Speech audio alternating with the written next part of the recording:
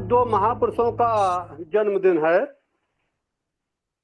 एक तो हमारे श्रीलंका के धम्मपाल अनागारी साहब हैं। वो परिचय के मोहताज नहीं है। उनका जन्म सन 1834 में श्रीलंका में हुआ था और वो बौद्ध भिक्षु थे। और बौद्ध भिक्षु बनने के बाद उनका नाम देवमित्र धम्मपाल हो गया था।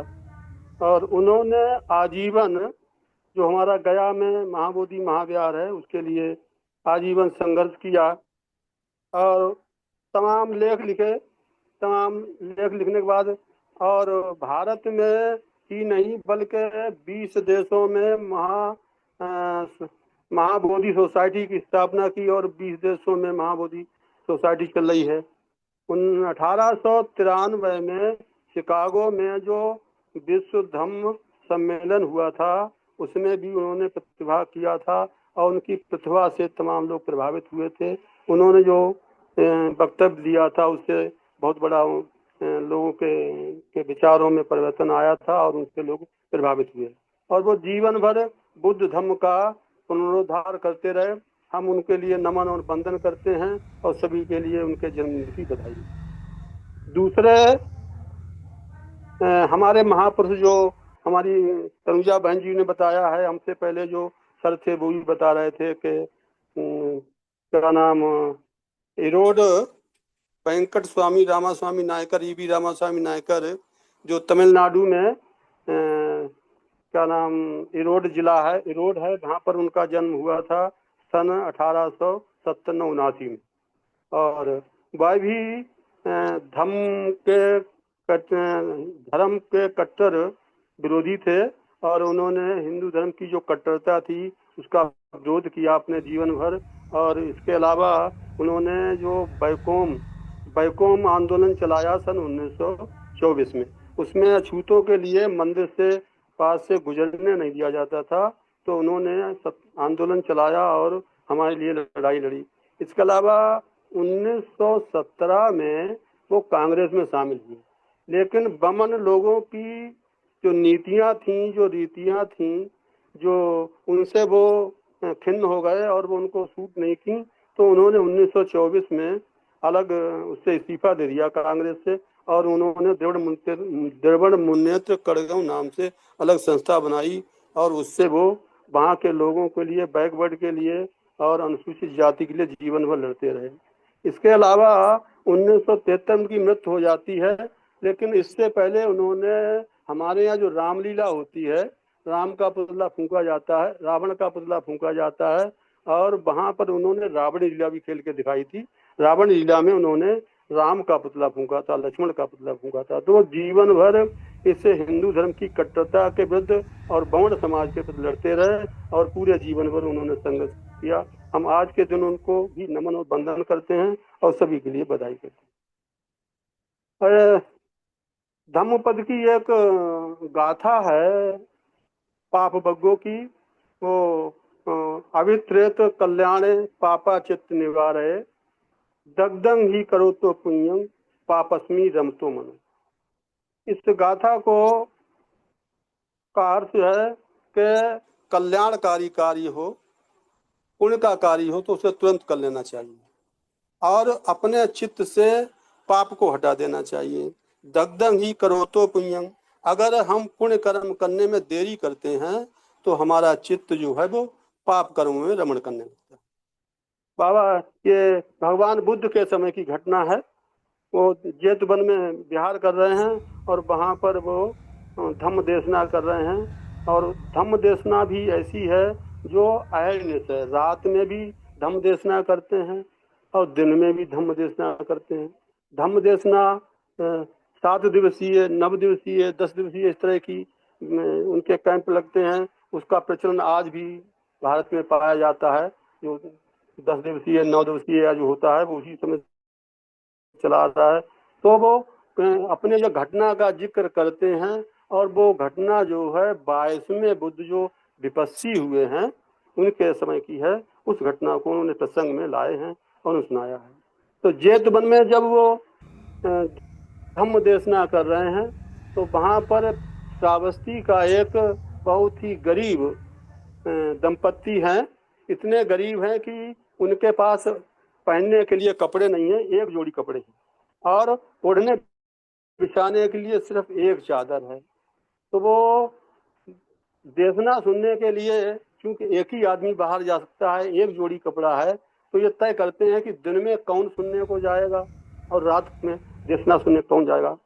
तो ये तय होता है कि रात के दिन के समय तो जो उपासिका उनकी पत्नी है वो जोड़ी कपड़े पहन के और चादर ओढ़ के वो देशना सुनने को जाएंगी, और दिन में सुनने के बाद शाम को जब आएंगी तो जो भी वो देशना में सुनेंगी वह देशना आकर के अपने पति को सुनाएंगी। और उनके पति जो हैं वो रात में वही कपड़े पहन के और चादर ओढ़ करके वहां पर जाएंगे और देशना सुनेंगे और सुबह के आकर अपनी पत्नी को सुनाएंगे। तो इसी के तहत जो है वो उनकी पत्नी जो है वो देशना को सुनने जाती हैं, क्योंकि एक ही जोड़ी कपड़ा है इसलिए वो उनकी पत्नी दिन में जाती सुनने को।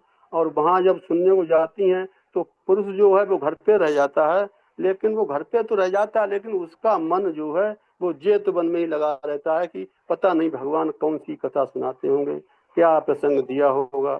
तो इस तरीके से उनका तन तो तन तो घर में रहता है लेकिन मन उनका जेतवन में रहता है।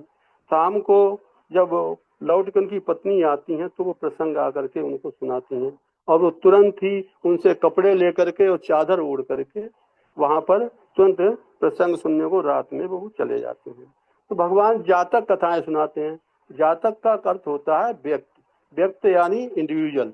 तो जातक कथाओं में भगवान जो कथा सुनाते हैं तो अनुपूर्वी कथाएं सुनाते हैं। जो उपासक हैं उनको वो उनके चित्त को वो भांप लेते हैं कि उनके चित्त का कौन सा अंग कमजोर है और हमें कौन सी कथा सुनानी है और कौन सी कथा से उनके चित्त को जगाया जा सकता है, उनके चित्त को प्रभावित किया जा सकता है। उसी हिसाब से वो भगवान जो हैं वो भिन्न भिन्न कथाएं सुनाते हैं।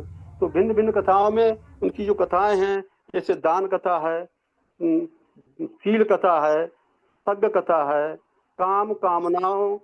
काम वासनाओं का दुष्परिणाम की कथा है, अपकार कथा है, निष्कामता का महत्व है, और स्फुटक देशना आज जिसमें 4 अर्य सच्चे होते हैं वो कथा है, और दुख निरोध गामिनी पदा है जिसमें 8 अंग बताए गए हैं। सम्मा दृष्टि, सम्मा संकल्प, सम्मा वाचा, सम्मा कमना, सम्मा व्यायामो, सम्मा सती, सम्मा प्रज्ञा के अंदर आते हैं, सम्मा समाधि। इस तरीके से 8 अंग हैं। तो ये कथा सुनाते हैं। तो भगवान जो कथा सुनाते हैं उन कथाओं से लोगों के चित्त में जागरण पैदा होता है, उनका जो कमजोर है वो जाग जाता है। तो भगवान की जो कथाएं हैं वो ना तो मनोरंजन के लिए हैं, ना ही किसी प्रकार की काल्पनिक कथाएं हैं और ना ही किसी प्रकार का मिथ्या भाषण है। जो भी कथाएं होती हैं वो सत्य पर आधारित होती हैं। तो भगवान जो कथाएं सुनते हैं उनसे किसी आदमी का अगर क्रोध जगाना हो तो क्रोध जगाना बहुत आसान है, लेकिन उसके अंदर करुणा या मैत्री जगाना बहुत कठिन काम है। इसी तरह से किसी उपासक को वासना जगाना तो बहुत साधारण काम है, लेकिन उसके अंदर उपासना जगाना बहुत कठिन काम है। तो भगवान की जातक कथाएं हैं वो लोगों के अंदर करुणा, मैत्री और उपासना जगाती हैं। तो भगवान जो कथा कहते हैं उनको सुनने के बाद उनके कोमल चित्त जो जाग जाते हैं। तो वो जो जातक है, वो जो पुरुष है, वो वहां पर भगवान की कथा सुनने जाता है। तो उसके पास से जो कपड़े कम हैं तो कहता है कि हम कितने ही गरीब हैं, कितने ही हम निर्धन हैं कि भगवान को हमने कुछ दान पुण्य ही नहीं किया है। अगर हम भी दान पुण्य करते तो हम इतने गरीब नहीं होते। तो हमको चाहिए कि हम भी कुछ ना कुछ दान पुण्य करें तो हो सकता है कि हमको भी कुछ ना कुछ पुण्य लाभ होगा। ये सोच करके वो जातक जो है वो अपनी जो चादर है उसको लपेटता है। उसके अंदर धम्म संवेग जागता है, और धम्म संवेग जब जागता है तो धर्म करने का उसके अंदर जो संवेग जागता है तो वो अपनी चादर को समेटता है। मैं ये चादर जो है वो भगवान के चरणों में अर्पित करती हूँ। इतनी देर में वो सोचता सोचता उसके अंदर लोभ संवेग जाग जाता है। जब लोभ संवेग जागता है तो कहता है कि मैं चादर तो भगवान को दान कर दूंगा, लेकिन फिर हम लोग क्या ओढ़ेंगे, क्या बिछाएंगे, हमारे पास एक ही चादर है। इसके बाद वो शांत हो जाता है। फिर दूसरे पहर फिर उसके अंदर धम्म संवेग जागता है और धम्म सम्यक जागता है तो कहता है अरे भाई चलो हम ये चादर जो है भगवान के चरणों में अर्पण कर ही देते हैं, होगा देखा जाएगा, निपट लेंगे।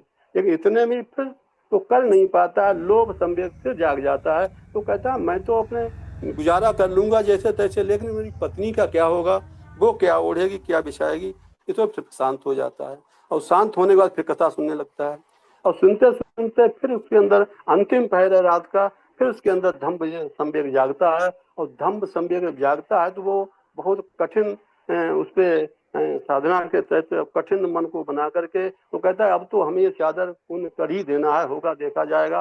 वो झटपट से चादर समेटता है और भगवान के चरणों में चादर रख करके और बड़े जोर से हर्ष ध्वनि करता है कि मैंने जीत लिया, मैंने जीत लिया, मैंने जीत लिया।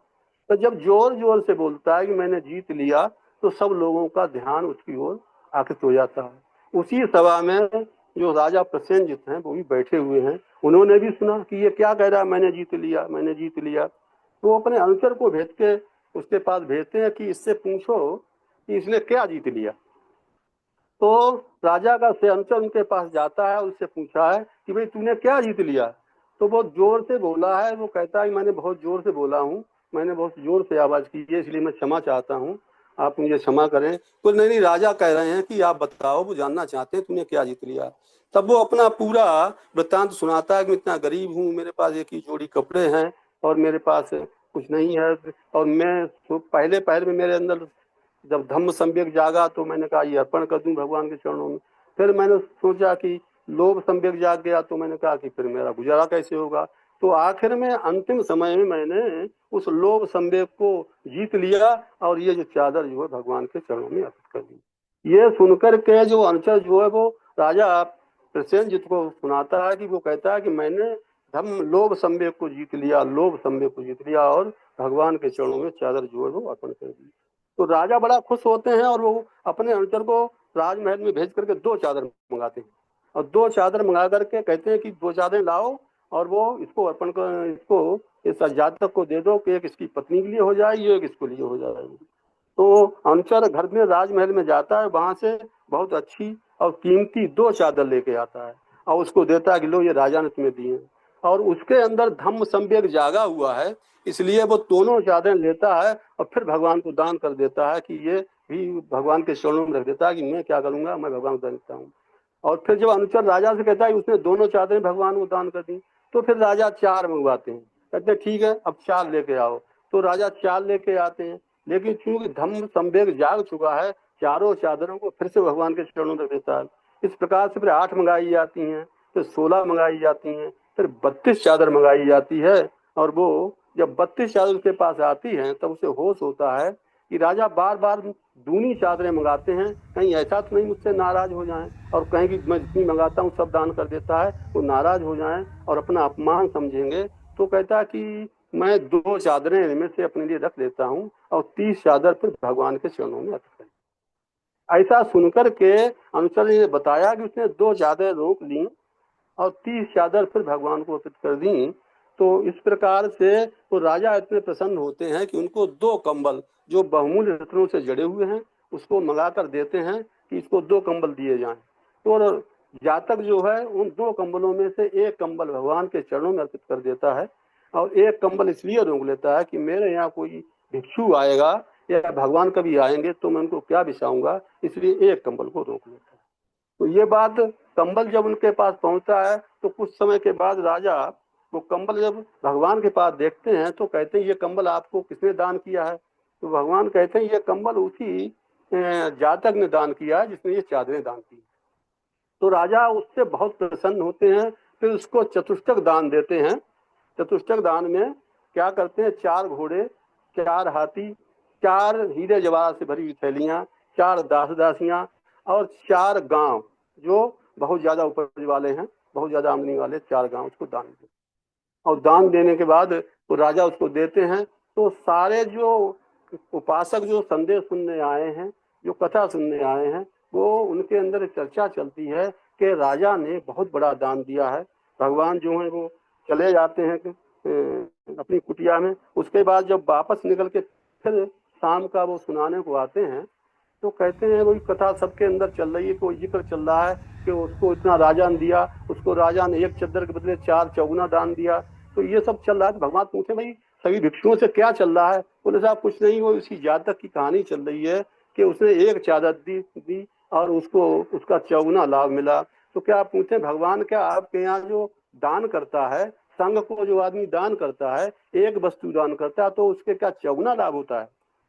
भगवान कहते हैं नहीं नहीं, चौगुना लाभ नहीं होता है, बल्कि वो जो उसको 4 गांव मिले हैं, आज वो 16 गांव का मालिक है। वो उसको 16 दान मतलब 16 गुना दान मिलता और वो 16 गांव का मालिक होता। उसके अंदर जैसे ही पहले पहर में संवेग जागा, धम्म संवेग जागा, और पहले पहर में ही वो अगर वो लोभ संवेग ना जागता, लोभ ना करता और भगवान को अपनी चादर अगर वो भेंट कर देता, तो उसके लिए 16 गुना लाभ मिलता और 16 गांव का आज वो मालिक। इसी तरीके से इसने अपने पूर्व जन्मों में विपस्सी बुद्ध के समय में इसने जब दान की बात आई थी, तो दान करने में इसके अंदर लोभ संवेग जागा था और इसको क्या नाम वो जो कंजूसपन जागा था, तो इसने दान देने में बहुत देरी की थी, इसलिए ये इस जन्म में भी निर्धन पैदा हुआ और निर्धन रहा। और अगर ये पहले ही अगर दान दे देता तो इसको 16 गुना लाभ होता। तो संघ के लिए जो लोग दान करते हैं, संघ को दान कहते हैं, तो भगवान ने गाथा कही कि अभित्रेत कल्याणे पापाचित निवारय, दग्धं ही करो तो पुण्यं, दग्धं ही करो तो पुण्यं, पापे पापस्मी रमते मनो। दान देने में जैसे ही हमारे अंदर धम्म संवेग जागे, हमें तुरंत दान कर देना चाहिए। अगर हम तुरंत दान नहीं करते हैं, लोभ संवेग जाग जाता है, तो उसके बाद हमारा मन जो है वो पाप में रमण करने लगता है और हम जो है उससे वंचित हो जाते हैं। जो हमको धम्म का लाभ मिलना चाहिए वो वास्तविक धम्म का लाभ नहीं मिलता है। तो हमारा जो संघ है, जैसे ही हम लोगों के अंदर धम्म संवेग जागे, तो धम्म के लिए हम दान करें और दान करने से हमको बहुत बड़ा लाभ होता है। दान करने से हमारे चित्त में शांति होती है और शांति मिलने से हमारा इतना पुण्य मिलता है कि उसको भगवान कहते हैं 4 गुना पुण्य नहीं बल्कि 16 गुना पुण्य मिलता है। तो सभी लोग क्योंकि वहां पर बाबा साहब के दीक्षा भूमि पर जाएंगे और बहुत लाखों लोगों की भीड़ वहां आएगी। उस लाखों लोगों में हमको समर ग्रंथ भी बांटना है। हमको वहां पर क्या नाम शर्ट, सफेद वह पीली शर्ट है शायद, वह पीली शर्ट है, उस पर समर लिखा होगा, वो बांटनी है। तो सभी लोग धम्म के लिए, संघ के लिए दान करें और धम्म का पुण्य लाभ कमाएं। वैसे तो बाबा साहब जो उनका विचार था कि मैं सारनाथ में दीक्षा लूं, क्योंकि भगवान ने अपना पहला अवदान सारनाथ में दिया था। तो वहीं पर संघ की शुरुआत हुई थी 60 लोगों से। तो बाबा साहब का मत था कि मैं सारनाथ में दीक्षा लूं, लेकिन नारायणपुर के बामन राव बोले साहब थे, उन्होंने बाबा साहब को बहुत ज्यादा प्रेरित किया और कहा कि आप सारनाथ में नहीं, आप नागपुर में धम्म दीक्षा लें। तो नागपुर के लिए बाबा साहब तैयार हो गए थे और बाबा साहब ने धम्म दीक्षा जो ली है वो एक प्रेरक धम्म दीक्षा है। सभी लोगों के लिए धम्म दीक्षा, लाखों लोगों के लिए धम्म दीक्षा है। और वहीं पर जो प्रतिज्ञा कराई थी इसलिए धम्म दीक्षा ली। वैसे तो बाबा साहब 1950 में सभी लोग जानते हैं, बाबा साहब का 1950 का जो साल था बड़ा महत्वपूर्ण साल था बाबा साहब के जीवन में। श्रीलंका में विश्व बौद्ध सम्मेलन हुआ था, उसमें पीडी सुजुकी साहब और जीपी मलाल शेखर साहब ने विश्व बौद्ध सम्मेलन का आयोजन किया था। उसमें बाबा साहब को इनवाइट किया गया था। बाबा साहब को जो इनवाइट किया जाता है श्रीलंका में, तो बाबा साहब सोचते हैं कि मैं बौद्धों के सम्मेलन में जा रहा हूँ, लेकिन मैंने तो मतलब दीक्षा क्या, मैंने तो सील भी ग्रहण किए हैं। तो बाबा साहब ने 2 जून 1950 को जो दिल्ली में मंदिर मार्ग है, वहाँ पर जो महाबोधि विहार है वहाँ जाते हैं और वहाँ पर जो भंते सद्दा तिस्सा जो श्रीलंका के ही हैं और आर्यवंश महाथेरा जो बंगाल के थे, इन 2 भिक्षुओं से अपनी पत्नी के साथ में धम्म दीक्षा ग्रहण की थी और उनके साथ में 101 लोग जो थे वो समता सैनिक दल के थे। तो दीक्षा ले ली थी और उसके बाद जब लंका में गए हैं तो लंका में जो उन्होंने स्टेटमेंट दिया है, तो लंका में जो जीपी मल्ल शेखर साहब थे उन्होंने 27 देशों के बौद्ध भिक्षु थे, उनसे कहा कि मैं बाबा साहब को लिविंग बोधिसत्व, जीवित बोधिसत्व की उपाधि देना चाहता हूँ, आपका क्या मत है। तो उनके वक्तव्य से प्रभावित होकर बाबा साहब के सभी 27 देशों के जो बौद्ध विद्वान बैठे उन्होंने हाथ उठा दिया कि हम सब लोग सहमत हैं। तो बाबा साहब को 1950 में 25 जून 1950 को लिविंग बोधिसत्व की उपाधि प्राप्त हो गई थी। जो बोधिसत्व हो जाता है उस व्यक्ति को फिर धम्म दीक्षा लेने की कोई जरूरत नहीं होती, वो ऑलरेडी बुद्ध से एक दर्जा नीचा होता है। तो बाबा साहब ये प्रेरक दीक्षा लेते हैं नागपुर में, ताकि बहुत से लोगों को दीक्षा दिलाई जा सके। और क्योंकि बाबा भगवान ने कहा आए पश्य को कोई डर तो है नहीं, तो उन्होंने सोचा कि हम लोगों को, यहाँ के लोग बड़े क्या धार्मिक हैं, आस्थावादी हैं, तो 22 प्रतिज्ञाएं दिला करने के चक्कर में उन्होंने ये 14 अक्टूबर 1956 को धम्म दीक्षा ली और उसके बाद चंद्रपुर में ली। तो ये धम्म का कार्य है। और जो लोग दान देने का मन बना रहे हैं वो जल्दी से दान दें और पुण्य लाभ कमाएं। और इन्हीं शब्दों के साथ यदि मुझसे कहीं कोई गलती हुई हो तो संग मुझे क्षमा करे, संग मुझे क्षमा करे। सभी को मंगल कामनाएं, सभी का मंगल हो, सभी सुखी रहें। इन्हीं शब्दों के साथ मैं अपनी बात समाप्त करता हूँ। सभी को नमन, सभी को नमन, संग को नमन। साधु साधु साधु साधु, बहुत वंदामी साधुवाद सर, सर, वंदामी सर, बहुत बहुत बंदामी आपको। बंदामी संत को बंदामी। मंगल हो भैया। साधु साधु साधु, समसाई बहुत सुंदर।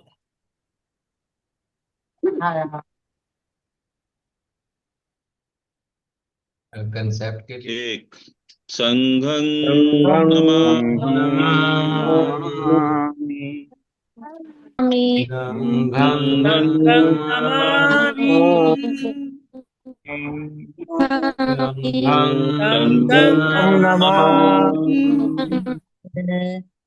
सभी को बहुत बहुत साधु साधुवाद। साधु साधु, सबका मंगल हो, सबका मंगल हो।